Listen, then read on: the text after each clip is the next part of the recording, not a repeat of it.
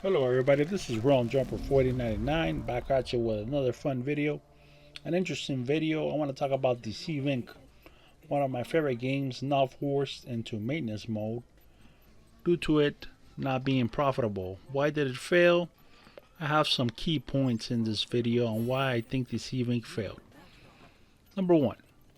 Deceive Inc. was released March 21st, 2023, 3 days before Resident Evil 4.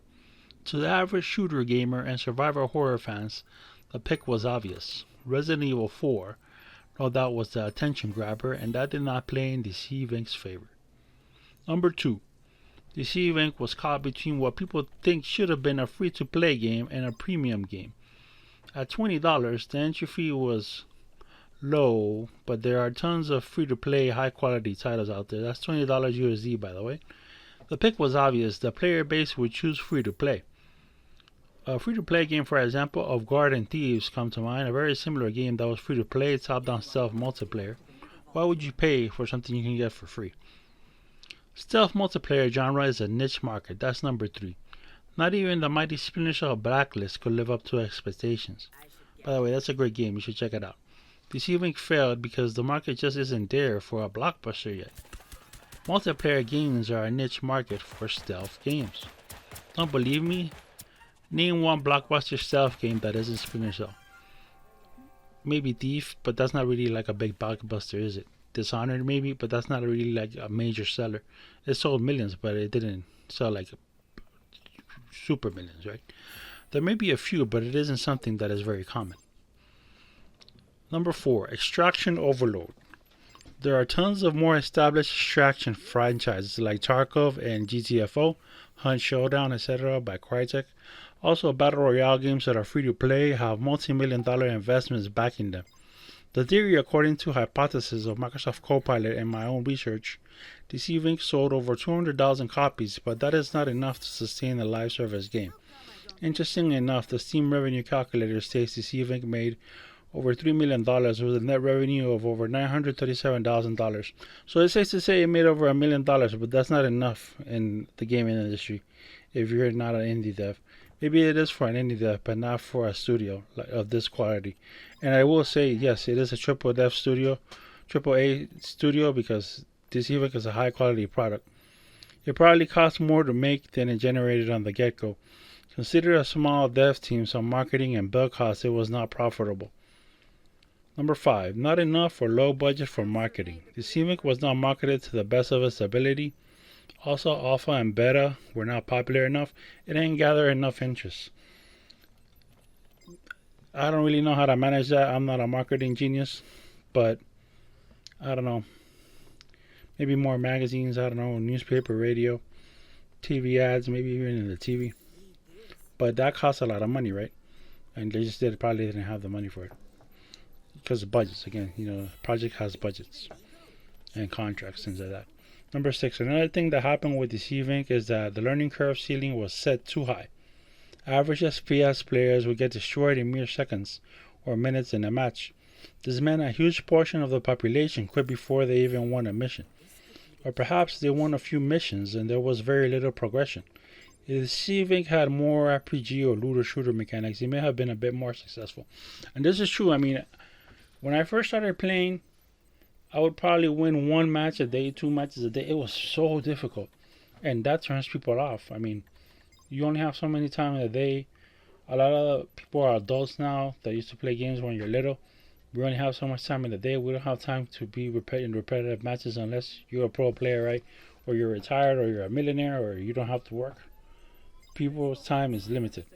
And losing all the time, that's not fun. Maybe if they would have added like podium finishes or respawns and solos, that would have been better. Something, give them something. Number 7, lack of game modes. At the start, there was only solos and maybe trios. There was no private matches. However, the lack of game modes really hurt the game.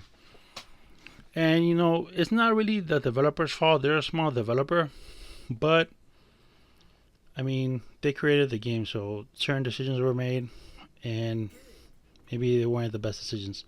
That's just my opinion. But I love the game. I personally love the game. I'm surprised it didn't do as well as it should have. Number 8, lack of all pick agents. That means that you can't pick all the agents right from the get-go. Take a game like Marvel Rivals. You can pick all the heroes, and the skins are cheap at $20. Deceive Inc does have inexpensive add-on content with the seasons, but you have to unlock the heroes first. Not for the seasons, but the standard heroes. You have to unlock them. You only get like 3 when you first buy the game. And it's not that hard to unlock them, but you're paying for the game. You forked over money. Locking the heroes to the customer behind a paywall was a slap to the face for players, because players are not used to that. When you pay for a game, it should be unlocked. Do not time gate heroes if the product is a premium product. All heroes should have been available from the get-go. That would have helped Deceive Inc a lot, because you lose with one, you try another one. It just would have made the game more fun. Number 9, first impression is the last impression in the gaming industry. You can quote me on that. A large portion of your players will not stick around if the game isn't fun. To get walloped in a few seconds or minutes in the match is not fun. Deceive Inc suffered heavily from balance issues. There are players who rack 1,000 plus win accounts just by playing overpowered Larson in the beginning. And trust me, Larson was super overpowered. He had like a machine gun, PPK. He could teleport all over the place, slap you. He was so fast. It was crazy. And that's not good. Larson was way too powerful. He should have been nerfed way faster. They should have had a hotfix ready for that. I don't know what happened with Larson. He was way too powerful for too long. And they did nerf him several times. That's how powerful he was. Now he's in an okay spot. Maybe he needs a little buff, but he was overpowered for a long time. I mean, we're talking months at least. And that brings me to another point. Honorable mention. The patches took too long. The content took too long to come out. But again, small dev team, so it happens. And developing games ain't easy, guys. Number 10, final thoughts. I still play Deceive Inc and it's fun. It's just a shame it didn't last not even 3 to 4 years for the player base. I mean, we probably got anywhere from 100 to 300 players now, or less. And only 50 of them get on at a time, or maybe 100. We have a small following on the official Discord. I mean, not me, but I mean the Deceive Inc community. We're tight close, Willy Wonka, all those people in the Discord. We're tight. We know everybody knows who everybody is. Come join us on the Discord. You can play customs with us on Fridays. And people still hook up there and play, and we can even find public matches and more on the weekend as well. Usually we play at 10 a.m. And also on the weekends we play a lot. The game is in a solid state with 5 seasons, but the studio, Street Bandit Studios, shut down. In case you didn't know, fortunately Street Bandit Studios closed. Best wishes to all the developers. You made an awesome game, and you will go down in the history books for making a unique game. We're yet to see if anyone will pick up the IP or game for the Tripwire. Interactive will continue, the publisher, to host the server, so you're going to enjoy the game. I definitely do recommend Deceive Inc. It's a solid 8 out of 10. Multiplayer game for $20 is worth it. Level up some characters, have some spy missions. It's fun. Don't get discouraged. Eventually you will win. Look at guides on YouTube on how to play Deceive Inc. Just final thoughts here. I wish I could have done more to help the game. I was promoting it. I streamed it. It was fun. I helped new players. Just a shame that it didn't last. And it sucks because we should be supporting these kind of games. This is an innovative game. And it didn't sell enough. So come on, guys. You want new games, you got to support them. Give them a shot. Don't quit in the first couple rounds, first couple of days. You got to hang in there and become a great agent like me.